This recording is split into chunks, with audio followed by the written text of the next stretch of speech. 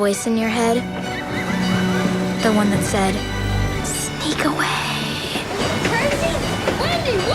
Wendy is a modern-day retelling of the classical fairy tale of Peter Pan, directed by Ben Zeitlin, the director of Beasts of the Southern Wild. Young Wendy dreams of an escape from the train stop job that her mother works so dutifully day in and day out. So when her and her two brothers have the chance to escape to a fantasy island where kids can go and never grow up and just play and have adventures nonstop day in and day out. Seems like the offer of a lifetime, right? You would think. Now, while I did really enjoy the take that Ben Zeitlin was trying to do, continuing with a trend that I noticed that was gonna happen this year before the quarantine came in, which was taking these traditionally male-centered fairy tales and trying to do a female spin to them. Only in this case, he went for more of a where the wild things are kind of approach. And while I do admire him for the scale and the overall grand vision that he had for this, I really like the shooting style, and the set design for this is gorgeous. Overall, it just didn't speak to me. I'm guessing that has to do with the fact that I'm probably a little bit too old at this point now to be really enchanted by something like that. And it was one of those situations where I liked the themes that the movie was going for, but I didn't necessarily think that they were executed that well. So the kids on the island worship this giant fish called Mother that exudes the energy that allows them to stay young forever. And on the other side of the island is this group of super old people who were former kids who rejected Mother's beliefs and then went over to this other side of the island and got super old super quickly. And the whole idea is that the kids have to keep believing in Mother in order to stay young forever, but these older people, the former kids, now want to kidnap her in order to steal her energy. And I get that it's for kids, but the problem is that at the end of the day, there really is kind of no overall stakes or tension. It kind of just ends on a really dour note, and the logistics of it really don't make sense either. Plus, it was really obvious that Ben Zeitlin could only get these kids for like a certain amount of time, and